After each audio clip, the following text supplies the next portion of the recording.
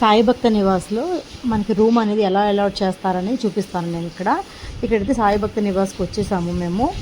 తర్వాత మనకి డాక్యుమెంటేషన్ అనేది వెరిఫై చేస్తారు. మీ రూమ్ ఎవరి పేరు మీద అయితే బుక్ చేసుకున్నారో వారు ఖచ్చితంగా ఉండాలి. ఆ పర్సన్ అనేది, ఆ పర్సన్ ఐడీస్, మనతో పాటు ఎవరెవరైతే వస్తున్నారో ఆ పర్సన్ కూడా ఐడీస్ అనేవి ఖచ్చితంగా ఇక్కడ డాక్యుమెంట్ చేసేటప్పుడు, వెరిఫై చేసేటప్పుడు ఉండాలి.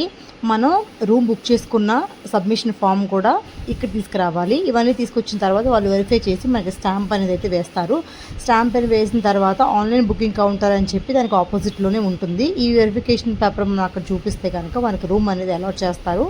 మాకైతే సి బ్లాక్ ఇచ్చారు. వెంటనే వితిన్ 10 మినిట్స్లో రష్ లేకపోవడం మూలాన వితిన్ 10 మినిట్స్లో మాకైతే రూమ్ అలాట్మెంట్ కూడా అయిపోయింది. ఏసీ రూమ్ బుక్ చేసుకున్నాం. రూమ్ అయితే చాలా బాగుంది. నేను అసలు అంత ఎక్స్పెక్ట్ చేయలేదు. నీట్గా ఉంది. మన ఇంట్లో బెడ్షీట్స్ ఎలా అయితే వేసి ఉంచుతారో అలాగే ఉంది. బెడ్స్ మీద చాలా బాగుంది.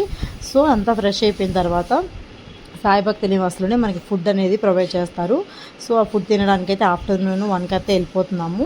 మనకి ఎప్పుడు ఇక్కడ ఫుడ్ ప్రొవైడ్ చేసేటప్పుడు 2 కర్రీస్ అండ్ మజ్జిగ లాంటిది ఒకటి, రైస్, చపాతీస్, ఒక స్వీట్, కొబ్బరితో చేసిన స్వీట్ అనేది ఇస్తారు. కానీ ఈసారి మరి గ్యాస్ ప్రాబ్లమ్స్ ఉన్నాయి అంటున్నారు కదా, సో దాని మూలన అనుకుంటా ఒక కర్రీ, ఒక మజ్జిగ లాంటిది ఒకటి, రైస్, కొన్ని చపాతీలు, ఒక స్వీట్ వేశారు. కానీ ఫుడ్ అయితే చాలా బాగుంది.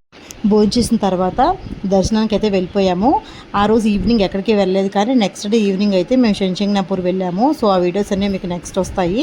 మన ఛానల్ని లైక్ చేసుకోండి, సబ్స్క్రైబ్ చేసుకోండి. మంచి కంటెంట్ కోసం వెయిట్ చేస్తూ ఉండండి. Bye bye.